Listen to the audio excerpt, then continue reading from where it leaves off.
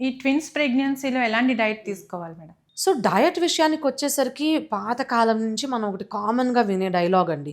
ప్రెగ్నెన్సీలో అంటే ఇద్దరికి సరిపడా తినాలి అని. అవును. అంటే ఏంటి ఇప్పుడు 4 ఇడ్లీలు తినే బదులు 8 ఇడ్లీలు తినాలనా? Is that possible? It is not possible. డెఫినిట్‌గా క్యాలరీ రిక్వైర్మెంట్ పెరుగుతది ప్రెగ్నెన్సీలో. బికాజ్ బాడీ ఒక బేబీని తయారు చేస్తుంది. ఎక్కువ ప్రోటీన్, ఎక్కువ న్యూట్రిషన్ అవసరం. ఆటోమేటిక్‌గా ప్రెగ్నెన్సీలో చాలామంది వుమెన్‌కి ఆకలి ఎక్కువగా ఉండడం చూస్తాము. సింపుల్ రూల్ ఏంటంటే మీ ఆకలిని బట్టి మీరు తినండి. ఫస్ట్ ట్రైమెస్టర్‌లో కొందరికి వాంతులున్న వాళ్ళు కొంచెం దౌర్జన్యంగా తినాల్సి ఉంటది. వాళ్ళకి అపెటైట్ తక్కువే ఉంటది ఆ వామిటింగ్ సెన్సేషన్‌తో. బట్ అట్లని డబుల్ తినాలి ఇలాంటి ఏమి అవసరం ఉండదండి. Same thing applies for twins also. ఇప్పుడేంటి ట్విన్స్ ఉంటే మళ్ళీ ముగ్గురికి తినాలనా? అలా కాదు గదా! It is not possible. So, నార్మల్‌గా ఒక బాడీని రిక్వైర్మెంట్‌ని బట్టి ఒక ఆకలి ఎంతుంది దాన్ని బట్టి తింటే that is enough. Plus doctor విజిట్స్‌లో మేము చూస్తుంటాం వెయిట్ ఎంత గెయిన్ అవుతున్నారు. సడెన్‌గా ఎవరైనా ఎక్కువగా వెయిట్ గెయిన్ అవుతే మేము వాళ్ళని రెస్ట్రిక్ట్ చేయమని గూడా చెప్తాం కొన్నిసార్లు. Unhealthy foods, fatty foods, sugary foods restrict చేయమని చెప్తాము.